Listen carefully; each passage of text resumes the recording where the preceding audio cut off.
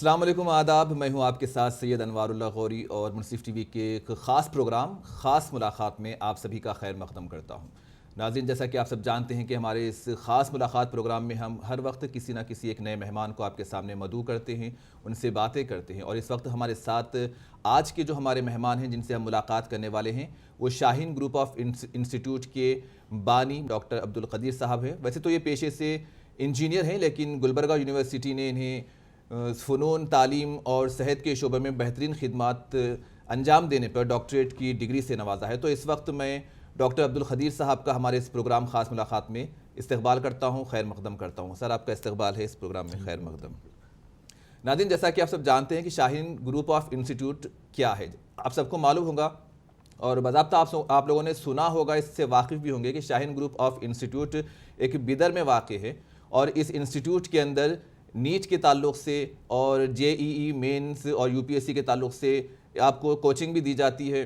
اور کئی طلبہ یہاں سے اس ادارے سے تعلیم حاصل کرتے ہوئے، پروفیشنل کورسز کرتے ہوئے کئی مقامات پر اپنی اچھی بہترین خدمات انجام دے رہے ہیں. اور اس شاہین گروپ آف انسٹیٹیوٹس کو قائم کرنے کا مقصد یہ ہے کہ ایک مثالی نشست کی تشکیل کرنا تھا جس سے ہر کسی کی رسائی ممکن ہو سکے. اور اسی مقصد سے اور آج ایک یہ مقام ہے کہ شاہین گروپ آف انسٹیٹیوشن اپنی اڑان بھرتے ہوئے اپنے پروں کو اس طرح پرواز کیا، اپنے پروں کے ساتھ اس طرح پرواز کیا کہ دنیا کے ہر کونے میں آج اس کا نام لیا جاتا ہے. تو سب سے پہلے میں اسی تعلق سے بات کرنا چاہوں گا ڈاکٹر عبدالقدیر صاحب سے کہ ڈاکٹر صاحب، ہم نے یہ سنا تھا کہ آپ نے اس شاہین گروپ آف انسٹیٹیوٹ کو قائم اس لیے کیا تھا کہ جب آپ اپنے چھوٹے بھائی کے لیے ایک مناسب ادارے کی تلاش میں تھے اور آپ کو مناسب ادارہ آپ کی توقعات کے حساب سے نہیں ملا، تو پھر آپ نے بیدر کے اندر 17 طلباء کے ساتھ ایک اسکول کی شروعات کی تھی. تو اس تعلق سے تھوڑا بات. جی، ان بٹوین اکیڈمک ایئر 1989 میں 1 دسمبر کو صرف 17 بچوں کے ساتھ ایک چھوٹے سے کمرے میں، گھر کے انڈر کنسٹرکشن انفینشڈ کمرے میں جس میں پلاسٹر اور فلورنگ نہیں ہوئی تھی، خاندان کے کچھ بچے اور 2 صحباب کے کچھ بچوں کے ساتھ اردو میڈیم LKG شروع ہوا تھا. اور جیسا کہ آپ نے بتایا، میرے چھوٹے بھائی تمام کوششوں کے باوجود بھی ڈراپ آؤٹ ہو گئے. جس لمحہ یہ احساس ہوا کہ یہ ڈراپ آؤٹ ہو گئے تو اس وقت خیال آیا کہ ہم اتنی کوشش کر رہے ہیں، محنت کر رہے ہیں، فکر کر رہے ہیں، خرچ کر رہے ہیں اور ان کا یہ حال ہے. کئی لوگ یہ سب کچھ نہیں کر سکتے، ان کا کیا ہوگا؟ کیوں نہ سب کے لیے ایک حل نکالا جائے، ایک اسکول شروع کیا جائے. الحمدللہ 17 بچوں سے شروع کیے اور آج 20,000 اسٹوڈنٹس کی خدمت کرنے کا موقع مل رہا ہے. ماشاءاللہ. سر، یہ جو گروپ آف انسٹیٹیوشن ایک بیدر میں ایک چھوٹے سے کمرے سے شروع ہوا اور آج اس کے 54 برانچز ہیں، 33 سال اس کی شروعات ہو گئی ہے، تو کس طرح کی آپ کو مشکلات کا آپ کو سامنا کرنا پڑا اس کو پہنچانے کے لیے؟ جی، یقیناً شروعات تو بہت ہی مشکل تھے. ہر طرف سے مخالفتیں ہوتی تھی. فطری بات ہے، جب ٹرینڈ کے ساتھ چلتے ہیں تو کوئی مسئلہ نہیں ہوتا. اور ٹرینڈ سے ہٹ کر ٹرینڈ بنانے کی کوشش کی جاتی ہے، رواج بنانے کی کوشش کی جاتی ہے اور ٹرینڈ کو بدلنے کی کوشش ہوتی ہے، تو فطری بات ہے مخالفتیں ہوتی تھی. اردو میڈیم میں 25 روپے فیس میں رکھا تھا تو لوگ ناراض ہوتے تھے اور یہ کہہ دیتے تھے کہ یہ پیسے والوں کا اسکول ہے، یہ تو لوٹ رہا ہے، ناجائز ہے. میں پوچھتا تھا بھائی، تو بولتے تھے نہیں، انگلش میڈیم میں ٹھیک ہے، اردو میڈیم میں ناجائز. اس لیول کی مخالفتیں ہوتی رہی تھی، لیکن رفتہ رفتہ ماحول بنا اور شاہین کے سسٹم کو، پیٹرن کو اب بیدر کے اطراف ہی نہیں بلکہ پورے کرناٹکا میں لوگ اختیار کر رہے ہیں. ایک ماحول بنانے میں ہم کو کامیابی ملی. کرناٹک ہی کے ایک طالب علم نے کامن انٹرسٹ ریس میں 3را مقام حاصل کیا تھا آپ کے ادارے سے. جی، وہ تو K-SET میں ایک لڑکی ہے، وچنا شری پاٹیل، جو اسٹیٹ کا 3rd رینک لائی تھی. اور جسٹ 2 سال پہلے کارتک ریڈی آل انڈیا نیٹ میں 9th رینک لایا. اسی طرح ایک لاری ڈرائیور کا بیٹا ارباز خان 85th رینک لایا.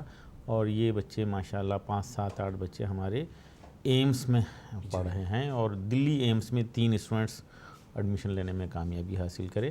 اور اس طرح سے الحمدللہ ملک کے 1% seat, government free medical seat 1% seat Shaheen Bidar کے اسٹوڈنٹس کو مل رہے ہیں. اور کرناٹکا کے لحاظ سے اگر ہم دیکھیں تو کرناٹکا اسٹیٹ کے 10% گورنمنٹ فری میڈیکل سیٹ صرف شاہین بیدر کے سنٹر کو مل رہے ہیں. یہ الحمدللہ ایک اللہ کا بڑا فضل ہے اور ایک مقدس پیشے سے ہم بچوں کو جوڑنے میں کامیابی حاصل کر رہے ہیں. جی بے شک، جیسا کہ 900 طلباء نے MBBS میں کریک کرتے ہوئے ایک نیا ریکارڈ بھی قائم کیا آپ کے ادارے سے. جی الحمدللہ اس سال 423 اسٹوڈنٹس کو گورنمنٹ فری میڈیکل سیٹ ملی ہے اور اب تک 2500 اسٹوڈنٹس کو ہم ڈاکٹر بنانے میں میڈیکل کالجز میں گورنمنٹ فری سیٹ دلانے میں کامیاب ہوئے ہیں. اور اب 13 ریاستوں کے اسٹوڈنٹس یہاں پر آ رہے ہیں. غریب امیر ہندو مسلم سب کے لیے مواقع ہیں. اور ایک زمانہ تھا جب ڈاکٹر کا بیٹا ہی ڈاکٹر بنتا تھا، بالکل، اور بہت ہی پیسے والوں کے بیٹے جو ہے ڈاکٹر بنتے تھے، لیکن اب غریب بچوں کی ہمت بڑھ گئی ہے. ایک گاؤں میں ایک بچہ پڑھ کر وہاں کے گاؤں کے بچوں کو متاثر کر رہا ہے اور ایک گھر میں 6 ڈاکٹر 4 ڈاکٹر جو ہے بن رہے ہیں. اور بیدر میں ماشاءاللہ میڈیکل فیلڈ میں اب آج خدمت کرنے والوں کی تعداد بڑھ گئی ہے اور انڈیا بھر میں پھیل گئے ہیں. بیرون ملک بھی جا کر خدمات انجام دے رہے ہیں اور یہ میڈیکل سیٹ حاصل کرنا سب کے لیے آسان بات نہیں ہے. جی بالکل. ڈاکٹر صاحب، جیسا کہ آپ نے 17 بچوں کے ساتھ میں اس گروپ کی اس اسکول کی شروعات کی تھی، 2012 میں آپ نے گورنمنٹ کالجز کے اندر پروفیشنل کورسز کے ساتھ پیشکش کی تھی. تب 71 طلباء نے اس پیشکش کو قبول کرتے ہوئے 71 سے 89 ہوئے تھے. تو یہ کس طرح سے تجربہ رہا کہ آپ گورنمنٹ کالجز کے اندر اس کی پیشکش کرنے لگے؟ گورنمنٹ اسکول کے بچوں کو بھی ہم لیے، جی، کڑا میڈیم رورل کے بچوں کے لیے، جی، اور ان کو ہاسٹل کے ساتھ اکاموڈیشن کے ساتھ آفرز دیے، اپنے طرف سے اسکالرشپس وغیرہ دے کر پروموٹ کیے. اور اس کی وجہ سے لاسٹ ایئر 30 اسٹوڈنٹس ہمارے کڑا میڈیم کے گورنمنٹ اسکول کے بچے، رورل کے بچے جو ہے میڈیکل سیٹ حاصل کرنے میں کامیاب ہوئے ہیں. اب یہ مدر ٹنگ سے پڑھنے والے اردو میڈیم کے بچے، کڑا میڈیم کے بچے بھی کمپیٹ کر سکتے ہیں. یہ الحمدللہ اب ثابت ہو گیا. جی. تو ڈاکٹر صاحب، آپ اس وقت موجودہ حالات میں تعلیم کی جو اہمیت ہے اس کو کس نظر سے دیکھتے؟ دیکھیے، تعلیم ہماری تمام ترجیحات میں سب سے نمبر 1 پہ ہونا چاہیے. ظاہر ہے تاریخ گواہ ہے، حضرت عیسیٰ علیہ السلام کے 600 سال بعد جب جہالت عروج پر تھی، تمام تر تاریکی چھائی ہوئی تھی، تمام برائیاں اس وقت رائج تھے، اس وقت پہلی وحی نازل ہوئی تھی اور وہ تھی اقرا. یہ اور دیگر باتیں نہیں آئی تھی اس میں. اقرا، پڑھو، تعلیم سیکھو. تو جو ہے تعلیم تمام مسائل کا حل ہے اور کم وقت میں، کم خرچ میں، کم محنت میں، معاشرے میں، خاندان میں، گھر میں تبدیلی اگر آسانی سے لا سکتے ہیں وہ تعلیم کے ذریعے لا سکتے ہیں. اور تعلیم کے ذریعے 10-20 سال میں خاندانوں کو بدلتے ہوئے ہم دیکھے ہیں، معاشرے کو بدلتے ہوئے دیکھے ہیں. اور تعلیم کے ساتھ اگر تربیت جڑ جائے تو یقیناً یہ نسل بڑی کارآمد ثابت ہوگی اور انشاءاللہ معاشرے میں ایک بڑی تبدیلی کا ذریعہ بن سکتی ہے. کیا یہ اردو میڈیم یا تیلگو میڈیم یا کنڑ میڈیم یا ہندی میڈیم یہ کسی بڑے عہدے پر ڈاکٹر انجینئر بننے کے لیے رکاوٹ بن سکتے ہیں؟ بالکل قطعی نہیں، بلکہ اس کے بڑے ایڈوانٹیجز ہیں. پوری دنیا کے ماہر تعلیم اس بات کو مانتے ہیں. اب نیو ایجوکیشن پالیسی بھی اس بات کی تصدیق کرتی ہے کہ ابتدائی تعلیم مادری زبان میں ہونا چاہیے. ہم اس کے ابتدا سے قائل ہیں. اور یہ بچے 10th کے بعد بھی 11th اور 12th میں مہینہ 15 دن 2 مہینے زیادہ سے زیادہ 3 مہینے میں یہ میڈیم کا مسئلہ حل ہو جاتا ہے تو پھر زندگی بھر کے لیے حل ہو جاتا ہے. میڈیم جو ہے کبھی رکاوٹ نہیں بنتا بلکہ ایڈوانٹیج ہے. یہ بات فطری ہے کہ مدر ٹنگ میں ہونا چاہیے. میں اکثر بولتا ہوں یہ غیر فطری چیز کو، یہ کہ بچہ کو 4th کے بچے کو رات اور دن کیسے ہوتے ہیں ایسی زبان میں سکھا رہے ہیں جو زبان نہیں آتی اس کو، تو یہ تو سراسر اس کے ساتھ ظلم زیادتی ہے. اور بلکہ میں یہ بھی کہتا ہوں کہ ہیومن رائٹ کمیشن اگر سنجیدہ ہے تو اس میں مداخلت کرنا چاہیے، اس کو رکانا چاہیے اور مدر ٹنگ میں سکھانا چاہیے. ٹھیک ہے، لینگویج سکھائیے، پھر اس کو میڈیم بنائیے. پہلے لینگویج سکھائیے، پھر اس کے بعد اس کو میڈیم بنائیے. یہ ہمارا ماننا ہے اور نیو ایجوکیشن پالیسی آج اسی کی تائید کرتی ہے. ایک ایجوکیشن پالیسی نے یہ بھی کہا تھا کہ آپ پڑھاتے وقت میں ملٹی لنگول لینگویجز کا بھی استعمال کر سکتے ہیں. اگرچہ انگلش میڈیم میں ہو تو بھی آپ ایسا نہیں ہے کہ آپ مدر ٹنگ میں اس کو سمجھا سکتے ہیں. تو اس طرح سے سمجھانے سے بھی طلباء کو اس پر خاص اثر پڑ سکتا ہے کہ وہ جلدی اسے کیچ کر سکتے ہیں. دیکھیے ٹرمنالوجی کا استعمال درمیان میں انگلش کی ٹرمنالوجی کا استعمال ہو جائے تو بہت اچھا ہے، تاکہ وہ 10th کے بعد بچے کو زیادہ تکلیف نہ ہو۔ بھئی فطرت کو، قدرت کو سمجھایا جا رہا ہے ایک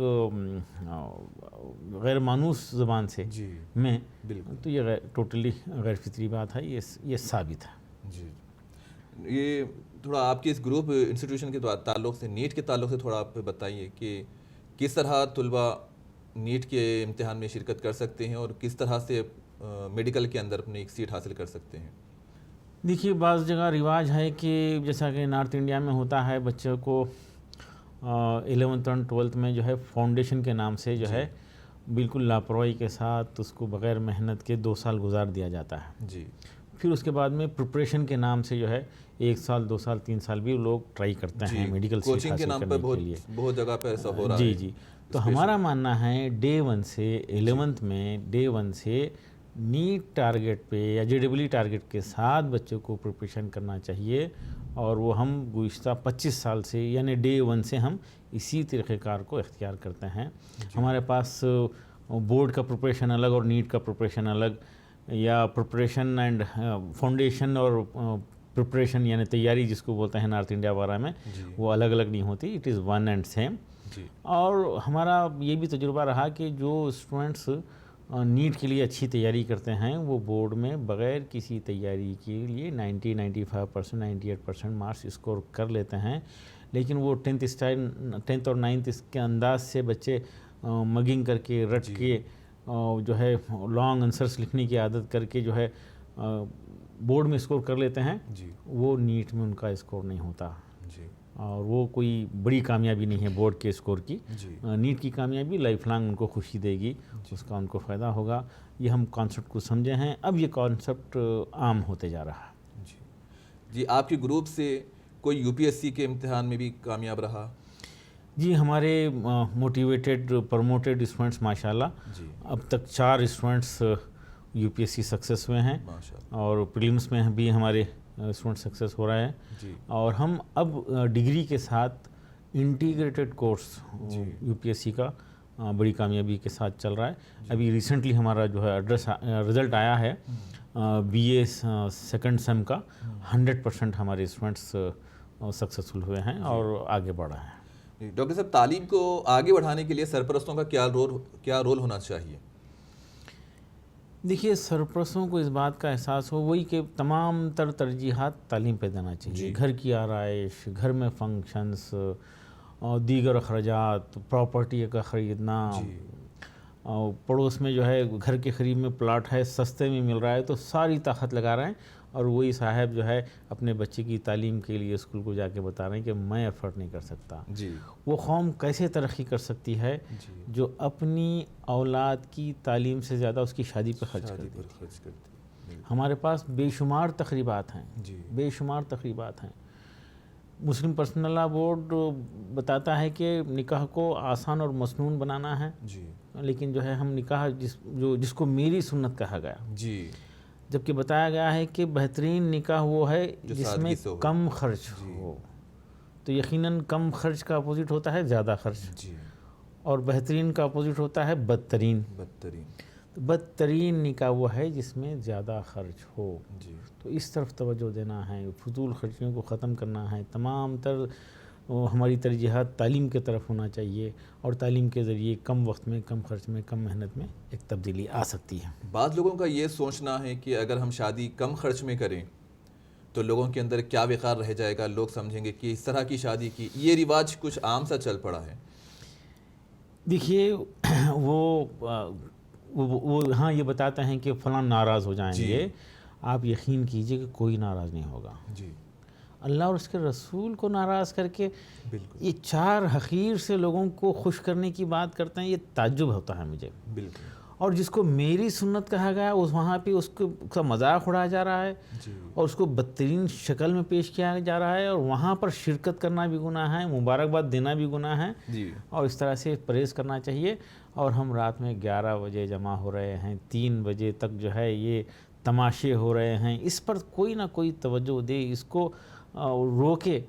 بچوں کا کیا ہوگا، اسٹوڈنٹس کا کیا ہوگا، ان کی اسٹڈیز پہ کتنا بڑا اثر پڑے گا، یہ ہمارے بھائیوں کا بہنوں کی صحت پہ کتنا بڑا اثر ہوگا، اس طرف توجہ دینا ہے، اس کو سنجیدگی سے لینا ہے، بلکہ اس کا ایک ہی حل ہے، بائیکاٹ کرنا چاہیے۔ میں ریکویسٹ کروں گا کہ یہ شادیوں کا میں فضول خرچی والے شادیوں میں اور نکاح کے دن کے کھانے کا جو ہے بائیکاٹ کرتے ہوئے ہم اپنی پوری طاقت نسل کی تعلیم میں، اس کے کاروبار کے لیے پیسہ خرچ کرنے میں لگائیں، اور یہ فضول خرچیاں اور غیر شرعی تقریبات کی باضابطہ لسٹ بنائیں، اس پہ گفتگو ہو، اور اس کا بائیکاٹ کرتے ہوئے ہماری تمام تر طاقت تعلیم پہ صرف ہو۔ جیسا کہ آپ نے کہا کہ بائیکاٹ کریں، بائیکاٹ کرنے میں پہل کون کرے؟ کیا علماء کریں یا دانشور کریں یا لیڈر؟ دیکھیے، جو بھی اس بات کو پسند کرتا ہے دل سے، وہ دوسروں کا انتظار نہ کریں، خود بائیکاٹ کریں، اور اپنے ماتحتین کو اس کو منوائیں، اور اسی طرح سے اس کا ایک حل نکل سکتا ہے۔ اور یہ یقین کر لے کہ آپ کے ماموں چاچا حقیقتاً آپ سے ناراض نہیں ہوں گے۔ آپ کے دوست احباب جو ڈھونگ کرتے ہیں ناراضگی کا، یقین کر لیجئے کہ وہ ناراض نہیں ہو سکتے۔ میں گزشتہ 20 سال سے کسی نکاح کی دعوت میں شرکت نہیں کیا، مجھ سے آج تک کوئی بھی ناراض نہیں ہوا۔ اگر ہمارے بھائی بھی غلطی کر رہے ہیں، اپنے بیٹے کی بیٹی کی شادی میں لوگوں کو جوڑ رہے ہیں اور تقریب بڑی کر رہے ہیں، میں آج تک نہیں گیا اور کوئی بھی ناراض نہیں ہوا۔ یہ جھوٹ ہے، یہ غلط ہے کہ کوئی ناراض ہوتا ہے، اور ناراض ہو بھی جائے، ظاہر بھی کر دے، وہ دل سے ناراض تو نہیں ہوگا، ایکٹنگ کرے گا ناراضگی کا تو ٹھیک ہے۔ اگر حقیقت میں بھی ناراض ہو رہا ہے تو کیا فرق پڑنے والا ہے؟ اللہ اور اس کے رسول خوش ہیں تو ان کی ناراضگی سے کوئی فرق نہیں پڑے گا انشاءاللہ۔ جی، یعنی کہ ہم اپنی تہذیب کو کس طرح سے بچا سکیں، یہ بھی ایک تعلیم ہی ہمیں سکھاتی ہے کہ تہذیب کیا ہے، اور ایک نسل کے اندر کس طرح کی تبدیلیاں آنی چاہیے، یہ بھی ایک سوال اس وقت ضروری ہے۔ جی، دیکھیے، آج ہماری ذمہ داری ہے نسل کی حفاظت کریں اور تہذیب کی حفاظت کریں۔ میں اکثر کہتا ہوں نسل ہی اصل ہے، نسل کی حفاظت کریں اور تہذیب کی حفاظت کریں۔ تہذیب کی طرف خاص توجہ دیں، عجیب نئے چیزیں نکل رہے ہیں۔ میں اکثر ذکر کر رہا ہوں، ٹھیک ہے یہ اسکارف کا مسئلہ آیا تھا، تو کون زبردستی کر رہا ہے ہماری بہنوں کو، بیٹیوں کو لیگنز پہننے کے لیے؟ جی بالکل، نانا دادا یہ نصیحت نہیں کر پا رہے ہیں۔ تو میں یہ چاہتا ہوں کہ اب انسٹیٹیوشن کے ذمہ دار اس بات پر توجہ دیں۔ نوجوانوں کو دیکھتا ہوں، میں بیٹے کو بلاتا ہوں، بیٹا یہ آپ کا ہیئر اسٹائل ایسا کیوں ہے، یہاں پہ ایک دم باریک اور یہاں سے بڑے کیوں ہیں؟ پوچھتا ہوں کہ بیٹا کیا آپ کے ابو اس سے خوش ہیں؟ تو 99% بچے بولتے ہیں کہ خوش نہیں ہیں۔ تو میں ان کو سمجھانے کی کوشش کرتا ہوں، بیٹا ابا اور امی خوش نہیں ہیں تو اللہ بھی خوش نہیں ہے۔ تو جاؤ اس کو ٹھیک کرو اور اپنے ابو کو دکھاؤ، اپنی شکل کٹنگ کو ٹھیک کر کے ان کے دل سے دعا نکلے گی تو ڈائریکٹ قبول ہوگی۔ میں عجیب بات ہے، نوجوان بچے پینٹ کو پھاڑ کر پھر رہے ہیں، تو میں ایسے نوجوان کو قریب میں بلاتا ہوں، محبت سے بات کرتا ہوں، پوچھتا ہوں بیٹا یہ جو پہنے ہیں آپ، کیا اس سے آپ کے ابا امی خوش ہیں؟ تو 99% بولتے ہیں کہ خوش نہیں ہیں۔ تو میں ان کو سمجھاتا ہوں کہ ابا امی خوش نہیں ہیں تو اللہ بھی خوش نہیں ہے۔ سنت ہے کہ کپڑا پھٹ جائے تو سی کر پہننا ہے، سی کر پہننا ہے۔ اچھا تم سی کر پہننے کی بات کرتے ہیں، ہم پھاڑ کر پہنتے ہیں، یعنی سنت کے ساتھ صاف بغاوت کرتے ہیں۔ تو میں اس نوجوان کو سمجھاتا ہوں، بیٹا آج کے بعد نہیں پہنیں گے، آج کے بعد خود نہیں پہنیں گے اور پوری زندگی دوسروں کو یہ بات بولتے رہیں گے۔ ایسے 5-10 ہزار 25 ہزار نوجوان اگر تیار ہو جائیں گے تو یہ بیماریاں ختم ہو جائیں گی۔ ایسے یہ چند مثالیں ہیں، ایسے ہی کئی ہماری تہذیب کو بگاڑنے والی چیزیں ہیں۔ کیا چاہتے ہیں لوگ؟ نیو ایجوکیشن پالیسی کے ذریعے یا اور دیگر چیزوں کے ذریعے آپ کی تہذیب کو مٹانے کی جو ہے کوششیں باضابطہ پلاننگ کے ساتھ ہو رہی ہیں، اور ہم جو ہے اس میں بہنے کے لیے تیار ہیں، اس پہ غور نہیں کر رہے ہیں۔ تو یہاں پر سنجیدگی سے ان چیزوں پر غور کرنا چاہیے۔ مغربی کلچر یہاں پہ ڈیرے ڈال چکا ہے، تو یہاں پہ لوگ اسی سے زیادہ متاثر ہوتے ہوئے مغربی کلچر کو اپنا رہے ہیں۔ بے شک ہماری اپنی تہذیب، ہمارے ملک کی تہذیب کو بچانا اب ہماری ذمہ داری ہے، اور یہ تمام چھوٹی چیزوں پہ توجہ دیں، نسل کو اس سے بچائیں۔ تو آپ کیا سمجھتے ہیں کہ اگر کوئی مساجد کے اندر نماز کے لیے جائے تو مساجدیں کیا صرف عبادت کے لیے رہنی چاہیے، یا پھر وہاں سے یعنی کہ چیریٹی کے کچھ مراکز اگر بن جائیں تو پھر قوم کے لیے کچھ فائدہ ہو سکتا ہے؟ دیکھیے حقیقتاً ہمارے مساجد عبادت کے مراکز ہونا چاہیے ہیں، بالکل، اور دعوت کے مراکز ہیں، ساتھ ہی ساتھ خدمت کے مراکز بن جائیں، اور ساتھ ہی ساتھ تعلیم و تربیت کے مراکز ہو جائیں۔ اگر یہ ہو جائے تو یقین کیجئے ایک بڑا انقلاب ہوگا، اور مساجد ہمارے حقیقی معنوں میں ہمارے مرکز ہو، وہاں سے جو ہے بھلائی کے کام ہوں، خدمت کے کام ہوں، غریب ہندو مسلم کے لیے تمام لوگوں کے لیے جو ہے کام ہو، اور مساجد جو ہے بھائی چارگی کو پیش کریں، خدمت کے جو ہے وہاں پہ ایکٹیویٹیز ہوں، اس کے لیے کوشش ہونا چاہیے۔ اور علماء کرام آج اس بات کی تلقین کر رہے ہیں، اس کی اہم ترین ضرورت ہے۔ اور یہ آج کے ماحول میں جو نفرت پھیل رہی ہے، تو ہم میں سے ہر کوئی جو ہے کوشش کریں برادران وطن کے ساتھ اچھے تعلقات پیدا کریں۔ میں بتاتا ہوں فارمولا 1:5، ہم میں سے ہر ایک 5 کی جو ہے غلط فہمیوں کو دور کرے، ان کو قریب کریں، ان کی کچھ مدد کریں، اور اگر یقین کیجئے اگر ہم دینے والے بنیں تو دنیا لائن میں ٹھہرنے کے لیے تیار ہے۔ بالکل، اگر ہم کچھ اچھے کام کریں، ان کی خدمت کریں، سروسز دیں مساجد کے ذریعے، تو ماحول اچھا ہو سکتا ہے۔ اور آج ہمارے ملک کی اہم ترین ضروریات میں سے بھائی چارگی محبت ایک اہم ضرورت ہے۔ یعنی کہ قومی یکجہتی کو ہم کس طرح سے فروغ دیں، یا اگر ہم قومی یکجہتی کو فروغ دیتے ہیں تو پھر کسی کے پاس کوئی تعصب ہوتا ہے تو پھر وہ ایک الگ نظریے سے اسے دیکھتا ہے، پھر سامنے والے ایک الگ نظریے سے دیکھتے ہیں، پھر ایک آپسی تناؤ پیدا ہو جاتا ہے۔ تو قومی یکجہتی کو فروغ کس طرح سے دیا جائے؟ جیسا کہ آپ نے کل کا ایک واقعہ بھی سنا ہوگا ادے پور راجستھان کا بھی اس تعلق سے۔ ہاں، یہ بہت ہی نامناسب عمل ہے یہ، اور ہم جو ہے ہماری جو ہے بات ان کو بھائی چارگی محبت کے ساتھ اور نفرت کو ختم کرنے کے لیے کوششیں کرنا چاہیے۔ اس اقدام کا یقیناً مذمت ہی کی جا سکتی ہے۔ بالکل، کیونکہ اسلام نے اس طرح کی تعلیمات دی نہیں ہیں کہ کسی کا قتل کیا جائے، کسی کو مارا جائے۔ تو اس طرح کسی بھی ادارے نے، مسلم ادارے نے اس کو سپورٹ نہیں کیا، کہ ہر کسی نے اس کی مذمت ہی کی ہے۔ تو اب میں جاننا یہ چاہتا ہوں کہ اگر سرپرست صرف تعلیم پر توجہ دیں اور پھر انہیں کچھ ہنر سکھائیں یا تعلیم کے ساتھ، تو کیا یہ ضروری ہوگا کہ وہ تعلیم کے ساتھ ساتھ ہنر بھی سیکھیں، یا پھر صرف تعلیم کے اوپر توجہ دیں؟ دیکھیے، تعلیم، بنیادی تعلیم تو ہونا ہی چاہیے۔ ہر بچہ ہمارا 10th 12th پاس کرے، پھر اس کے بعد اسپیشلائزیشن کے لیے جائے۔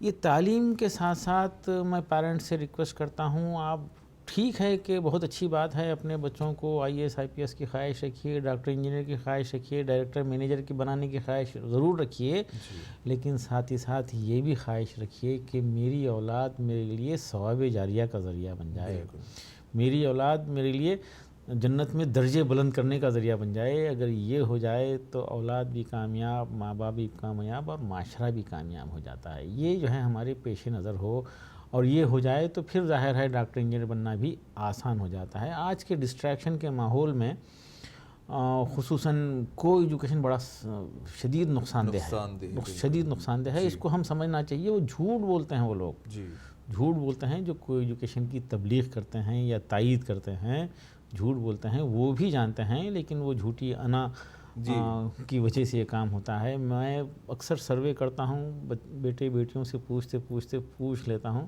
بیٹا یہ کو ایجوکیشن کی وجہ سے کتنے % لاس ہوتا ہے؟ وہ امپریس ہونے میں، متاثر کرنے اور متاثر ہونے میں۔ تو مجھے اب تک 4-5 سال میں 2-4 ہزار اسٹوڈنٹ سے میں بات کیا ہوں، تو اوسطاً جو ہے جواب آتا ہے کتنے % فوکس، توجہ، وقت کا ضائع ہو جاتا ہے، تو بتاتے ہیں 70%، 80%، 60%۔ یہ بچا لیا جائے اور موبائل کے استعمال پہ اگر قابو میں آ جائے تو یقیناً یہ نسل بڑی کارآمد ہوگی۔ تو ہمارے شہر حیدرآباد میں بوائز جو ہے تعلیم میں پیچھے ہوتے جا رہے ہیں، اور پرانے شہر میں جیسا کہ مجھے اطلاع ہے کہ انسٹیٹیوشن والے بوائز کے سیکشن کو بند کر دے رہے ہیں، صرف گرلز کو پڑھا رہے ہیں۔ اگر یہ سلسلہ ایسے ہی چلتا رہا، گلبرگہ یونیورسٹی میں گولڈ میڈل حاصل کرنے والے لوگوں میں 65% گرلز ہیں اور 35% بوائز ہیں۔ کسی بھی یونیورسٹی میں جاؤ، گرلز کی تعداد بڑھ رہی ہے اور بوائز کم ہوتے جا رہے ہیں۔ یہ سلسلہ چلتا رہا تو اس کے بہت ہی خطرناک نتائج نکلنے کا اندیشہ ہے، اور اس پہ توجہ دیں۔ خاندانی نظام درہم برہم ہو جائے گا، اور ایک بڑا مسئلہ جو ہے ہمارے پیش نظر آ جائے گا، اور ہم جو ہے توجہ نہیں دے رہے۔ بیٹیوں کو احساس ہے کہ مجھے عزت کی زندگی گزارنا ہے، مجھے رسپیکٹ حاصل کرنا ہے تو ہائیلی کوالیفائڈ بننا ضروری ہے. احساس ہے کاش کے احساس ہمارے بیٹوں کی بھی آ جائے. جی ماں باپ بھی غفلت کر رہے ہیں اور بیٹوں کی غلطیوں پہ جو ہے پردہ ڈالنے کے لیے یہاں تک بولتے رہیں بیٹا ہے بیٹی تھوڑی ہے. جی بیٹا ہے بیٹی تھوڑی ہے. اور بیٹیوں کے تعلق سے یہ بولا جا رہا ہے ابھی تو بچی ہے ابھی تو بچی ہے. یہ رویہ یہ سوچ اگر بدل جائے تو ہماری نسل یقیناً طاقتور ہوگی اور مستقبل ہمارا رہے گا. جی جیسا کہ آپ نے ابھی آپ کی گفتگو میں موبائل فون کا ذکر کیا، تو موبائل فون اس وقت اس قدر ضروری ہو گیا ہے کہ اس پر آن لائن کلاسز بچوں کو پڑھائی جا رہی ہیں. جو کورونا کا وبا کے جو حالات تھے اس وقت آن لائن کلاسز ہی پڑھائے جا رہے تھے. جہاں اسکول میں موبائل لانے کے لیے منع کیا جاتا تھا وہاں اسکول سے اجازت دی جا رہی تھی کہ بچوں کو موبائل دلائیں آن لائن کلاسز کے لیے.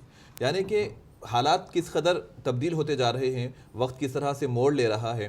جہاں پر امتناع تھا موبائل کے لیے آج اسی کے لیے اجازت دی جا رہی ہے. تو کس طرح سے موبائل کا بھی استعمال کرنا چاہیے، کس حد تک؟ دیکھیے سبجیکٹ کے ڈیٹیل پڑھنے کے لیے ہو سکتا ہے جی لیکن یہ گریجویشن میں ہوگا، آفٹر 12th ہوگا. اب شاہین کے آپ رزلٹ دیکھ لیجئے، بغیر موبائل کے فون کے استعمال کرے بغیر رزلٹس ہیں. شاہین موبائل فری ہے، موبائل فون فری ہے، آٹو موبائل فری ہے، کو ایجوکیشن فری ہے اینڈ ٹیوشن فری ہے. شاہین کے 20,000 اسٹوڈنٹس ٹیوشن نہیں جاتے. ٹیوشن ایک بیماری ہے، اچھا غلط ہے، ٹیوشن نہیں جاتے. اور بائک کا استعمال نہیں ہے، بائک پہ نہیں آ سکتے. بس سے آئیے، آٹو سے آئیے، سائیکل پہ آئیے، پیرنٹس چھوڑیں گے. بائک کا استعمال نہیں کرتے جس کی وجہ سے یعنی بہت سارے ڈسٹریکشن. کو ایجوکیشن فری ہونے کی وجہ سے بھی رزلٹ آتا ہے.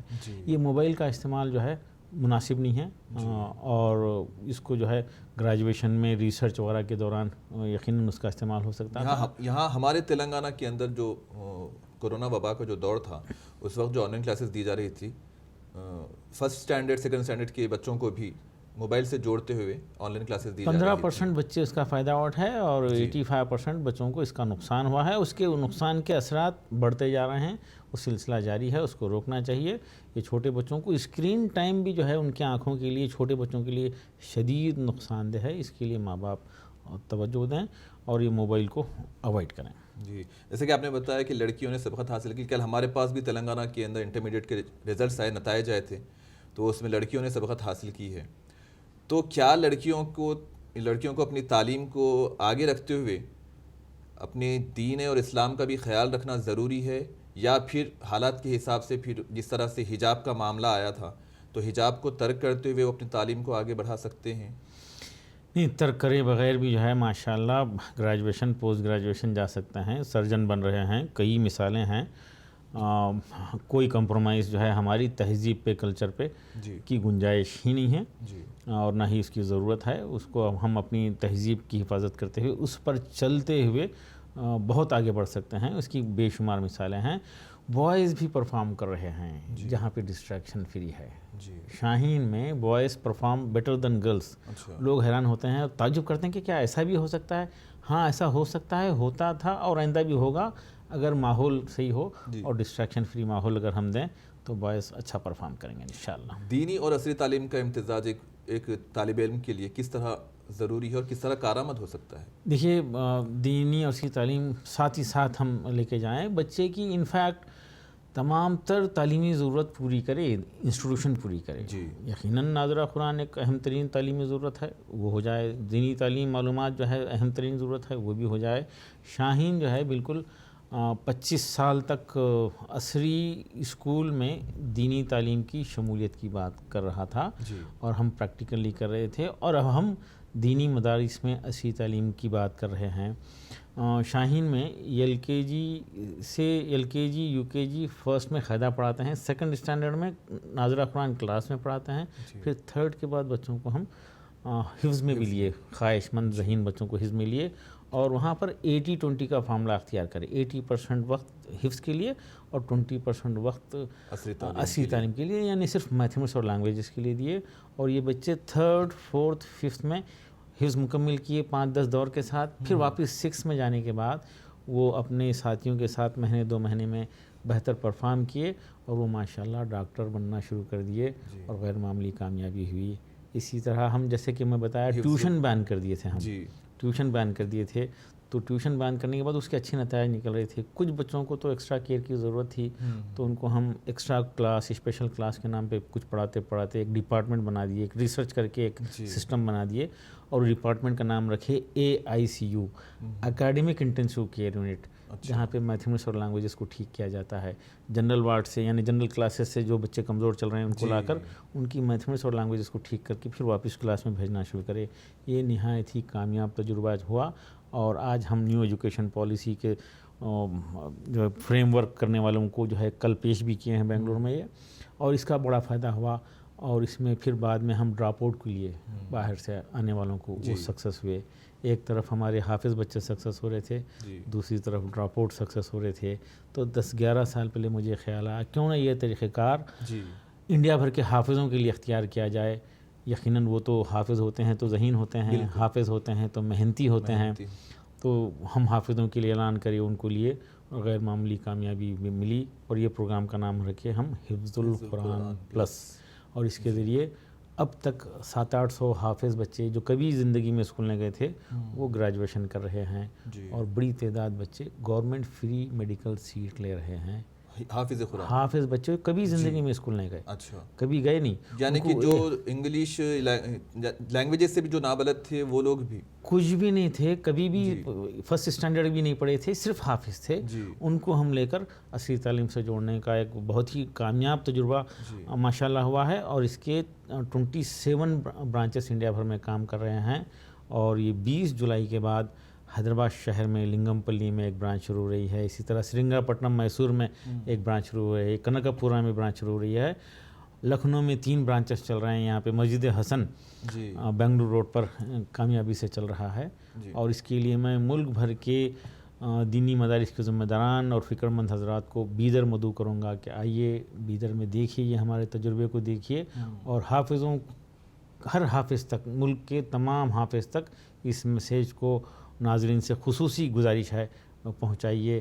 یہ حافظ بدلے گا تو دنیا کو بدل کے رکھ دے گا انشاءاللہ، اور یہ دینے والے بنیں گے. عجیب بات ہے، حافظوں کو ٹیلر بنانے کی بات تو کی جاتی تھی، یہ سراسر غلط ہے، ظلم ہے ان کے اوپر. بلکہ میرا ماننا ہے حافظ ہے تو IAS IPS بنا دو، ڈاکٹر انجینئر بنا دو، ورنہ وہ ڈائریکٹر، مینیجر، ایڈمنسٹریٹر بن ہی جائے گا. جس طرح آپ کے شاہین میں وہ جو تعلیمی نظام ہے اور جو فیکلٹی ہیں جو حفاظ کو بھی اس طرح سے تیار کر رہے ہیں، تو میں سمجھتا ہوں کہ یقیناً یہ چیز ایک لازمی ہے، ضروری ہے کہ اگر فیکلٹی اچھی ہو اور تعلیمی نظام آپ کے پاس میں بہترین ہو تو پھر حفاظ بھی میڈیکل کے اندر اپنی سیٹ حاصل کر سکتے ہیں. اگر تعلیمی نظام صحیح نہ ہو، کوئی فیکلٹی صحیح نہ ہو، تو پھر حفاظ اگرچہ کسی انسٹیٹیوٹ میں بھی جاتے ہیں تو وہاں پہ کوئی تعلیمی نظام صحیح نہ ہونے کی وجہ سے پھر وہ یعنی کہ ناکام ہو جاتے ہیں، پھر یعنی کہ اپنی ہمت ہار بیٹھتے ہیں. جی بالکل سچ بات ہے. بچے کی ضرورت کو سمجھتے ہیں، وہاں سے شروع کرتے ہیں. اور یہ حافظ بچے 30 ڈیز 40 ڈیز میکسیمم 90 ڈیز میں وہ 10th میں بیٹھنے اور سمجھنے کے قابل ہو جاتا ہے. سخت سے سخت ایگزامیشن کیندری ودیالیہ میں جو ہے ایگزامیشن ان کا ہوتا ہے، اور وہ فرسٹ کلاس پاس ہو کے 11th اور 12th کے لیے تیار ہوتے ہیں. ملک بھر کے حفاظ تک یہ بات پہنچے، یہ ہماری خواہش ہے. اور ذمہ دار آ کر بیدر میں دیکھیں، ہم ان کا استقبال کریں گے انشاءاللہ. کس طرح کا نظام اس طرح حفاظوں کے لیے آپ کے شاہین میں ہوتا ہے؟ AICU میں بچوں کو لیتے ہیں، اور یہ 365 دن ہمیشہ جو ہے اس کے ایڈمیشن چلتے ہیں حافظ کے. اور بچے کو AICU میں اکیڈمک انٹینسو کیئر یونٹ جو ہمارا ڈپارٹمنٹ اس میں رکھتے ہیں. وہاں پر ایک ٹیچر 6 اسٹوڈنٹ ہوتے ہیں. ہر اسٹوڈنٹ کا الگ الگ ریکوائرمنٹ ہوتا ہے، الگ اسپیڈ ہوتی ہے. جیسے کہ حفظ میں ہوتا ہے ایک استاد اور 8 10 12 بچے ہوتے ہیں حافظ کے، سب کا سبق الگ ہوتا ہے، سب کی اسپیڈ الگ ہوتی ہے. اس طرح سے AICU میں ان کو پڑھاتے ہیں.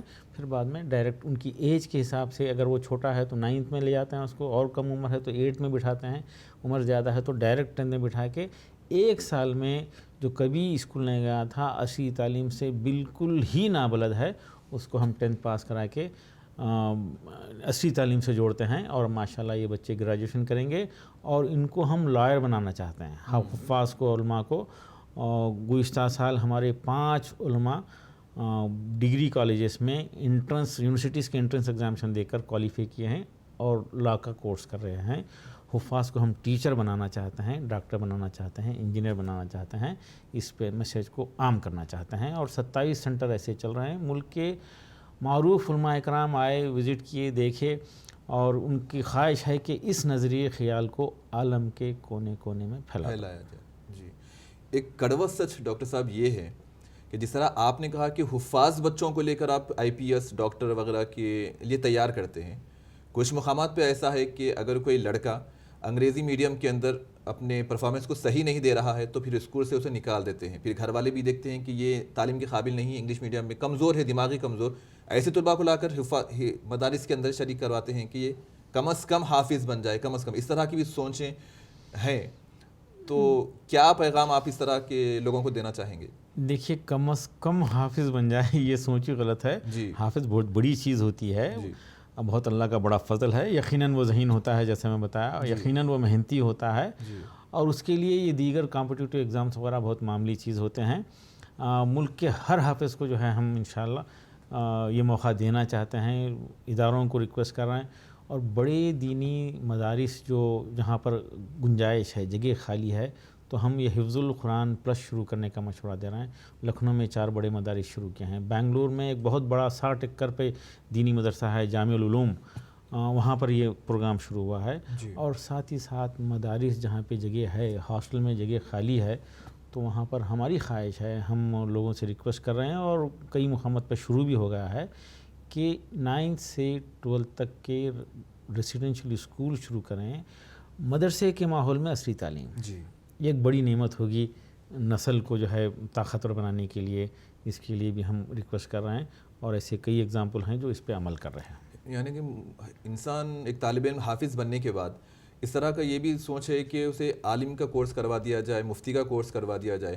اب آپ کے اس سوال پر اگر میں سوچتا ہوں کہ شاید کچھ لوگ مخالفت بھی یہ کریں گے کہ حفظ کے بعد میں اسے IPS بنا رہے ہیں، جبکہ اسے دینی خدمت کے لیے گھر والوں نے بھیجا اور اس دینی خدمت کے لیے اسے چنا گیا ہے اللہ کی طرف سے. کچھ لوگوں کے خیالات اس طرح سے بھی پیدا ہوتے ہیں. تو آپ اس تعلق سے کیا کہیں گے کہ کیا حفظ کرنے کے بعد میں IPS بننے کے بعد بھی دین کی خدمت کی جاتی ہے عالم کورس کے ذریعے، یا پھر نہیں کہ حفظ کر لیے پھر IPS کے بعد میں حفظ کو چھوڑ دیے اور اپنی دنیاوی لائن سے جڑ گئے؟ ابھی ہمارے پاس گزشتہ رمضان میں تقریباً 200 کے اوپر حفاظ ہاسٹل میں تھے، اور 52 جماعتیں تراویح کے بنائے، اور ہر جماعت میں 2-3 حفاظ رہے اور تراویح پڑھائے. باقی کے حفاظ گھروں پہ جا کے تراویح پڑھائے، اور حفظ کو تازہ رکھنے کا باضابطہ نظم ہے. اور یہ کہ ہمارا ماننا ہے یہ کہ لاشعوری میں حفظ کر لیے اور لاشعوری میں عالمیت میں چلے گئے. وہ شعور کے ساتھ، رغبت کے ساتھ، چاہت کے ساتھ عالمیت میں جانا چاہیے. بلکہ میں یہ بھی ذکر کر رہا ہوں، ریکویسٹ کر رہا ہوں ذمہ داروں سے کہ لازماً 10th پاس کرے، معیار کے ساتھ، صلاحیت کے ساتھ، شارٹ کٹ کے ساتھ نہیں، مال پریکٹس کے ساتھ 10th پاس کرنا نہیں، صلاحیت کے ساتھ پاس کرے، پھر عالمیت میں ایڈمیشن لے. آپشنس اس کے اوپن رہیں. ایسے کیسز ہیں. 12th سائنس کرے پھر عالمیت کرے، ماشاءاللہ وہ بہت اچھا کام کر رہے ہیں. اور لاشعوری میں جانے کا جو طریقہ غلط ہے. وہ اسپیشلائزیشن ہے، اس کے لیے جا سکتے ہیں، فرض کفایہ ہے. عالمیت جو ہے فرض کفایہ ہے، کسی نہ کسی کو بننا چاہیے. اور ساتھ ہی ساتھ ہمارا ماننا ہے اچھے ڈاکٹر بننا بھی فرض کفایہ ہے، اچھے ٹیچر بننا بھی فرض کفایہ ہے. کیا صرف ڈاکٹر اور انجینئر بننا، کیا کوئی حافظ سیاستدان نہیں بن سکتا؟ دیکھیے، ہر فیلڈ میں جو ہے حفاظ اور علماء آگے بڑھ سکتے ہیں، اور یہ سلسلہ جاری ہے، اور انشاءاللہ یہ 2% بدلیں گے. سیاسی نقطہ نظر کو آپ کس طریقے سے دیکھتے ہیں؟ دیکھیے، سیاست تو جو ہے ضرورت ہے، اس کی ضرورت ہے، اور یہ بھی جو ہے ایک اعلیٰ تعلیم یافتہ شخص ہی جو ہے اس کا حق ادا کر سکتا ہے. اس لیے تعلیم کے ذریعے ہی آگے جانا چاہیے. لڑکیوں کے تعلق سے آپ کیا کہنا چاہیں گے کہ دینی تعلیم کے ساتھ میں دنیاوی تعلیم کہاں تک محدود ہونی چاہیے؟ نہیں، دیکھیے، ہماری ہر بیٹی پوسٹ گریجویشن کر لے اور آگے بڑھے، لیکن تمام اپنے حدود کے ساتھ. میں اکثر ذکر کرتا ہوں ہماری بیٹیوں سے کہ خوب پڑھو، لیکن اپنے ماں باپ کے ایکسپیکٹیشن کا خیال رکھو. آپ کے ماں باپ آپ کی کامیابی کے لیے روز ہارنے تیار ہیں، آپ کی کامیابی کے لیے ناکام ہونے کے لیے تیار ہیں. ان سے میں ریکویسٹ کرتا ہوں، بٹھا کے بات کرتا ہوں، بیٹا اپنے ماں باپ کو کبھی ایسا نہیں ہرانا جس سے ان کی نظریں نیچی ہو جائے. دیکھیے اپنا خیال رکھتے ہوئے ریسرچ میں جا سکتے ہیں، بڑے سے بڑی تعلیم حاصل کر سکتے ہیں۔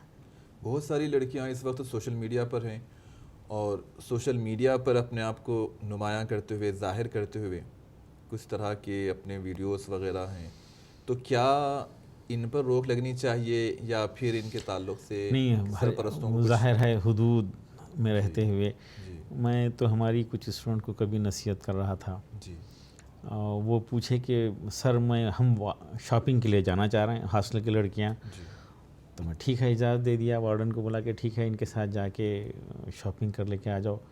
تو بچیاں 23 سے ہاسٹل میں گئے اور 5-6 تھے، سب کے سب لپسٹک لگا کر اور نیچے آ گئے اور جانے تیار ہو گئے۔ تو میں پوچھا بیٹا یہ کیا ہے، آپ شاپنگ کے لیے جا رہے ہیں اور لپسٹک لگا رہے ہیں؟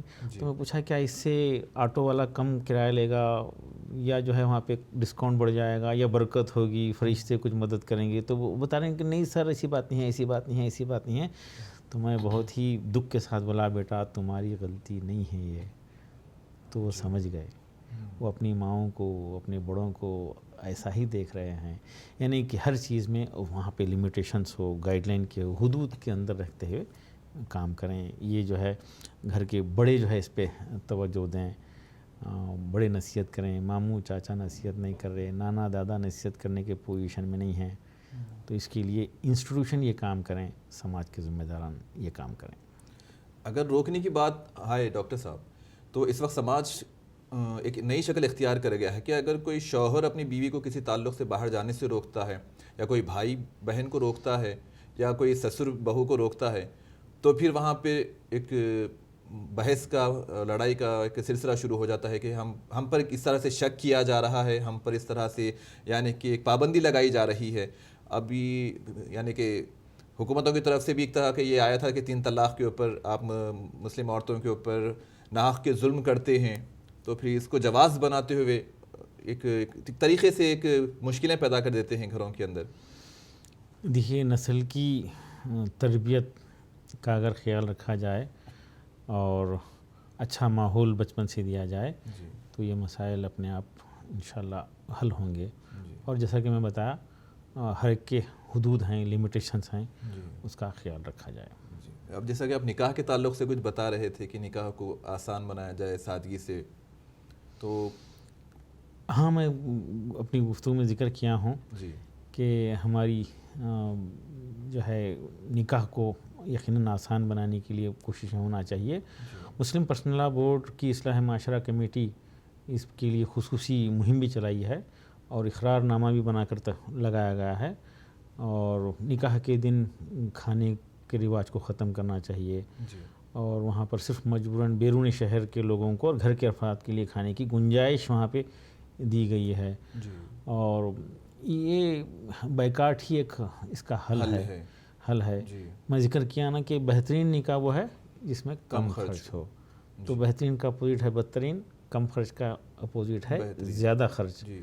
تو اس طرح کے جو ہے بدترین نکاح میں جا کر تائید کرنا، مبارکباد دینا، مسکرانا اور کھانا تبصرے کرنا گناہ ہے۔ ہر انڈیویجول اس کا بائیکاٹ کرے، تقاریر کرنے کی ضرورت نہیں ہے۔ جو بھی لوگ اس بات کو سمجھ رہے ہیں وہ اپنے طور پر اس کا بائیکاٹ کرتے ہوئے معاشرے کے ایک بہت بڑے ناسور کو ختم کیجئے۔ کیا عجب ہے کہ رات میں 11 بجے جمع ہو رہے ہیں، کیا عجب، غیر فطری عمل ہے، یہ غیر فطری عمل ہے، اس پہ توجہ دیجئے، ایک دوسرے کو تلقین کیجئے، اپنے گھر، اپنے آپ سے، پھر اپنے گھر سے اس کو امپلیمنٹ کیجئے، تب جا کر یہ مسئلہ حل ہوگا انشاءاللہ۔ جی صاحب، آپ اس سٹیج کے ذریعے تعلیمی اداروں کو اور یعنی کہ ایک معاشرے کو کیا ایک پیغام دینا چاہتے ہیں تعلیم کے تعلق سے، سماج کے تعلق سے، اور جو آج کے جو حالات ہیں اس تعلق سے؟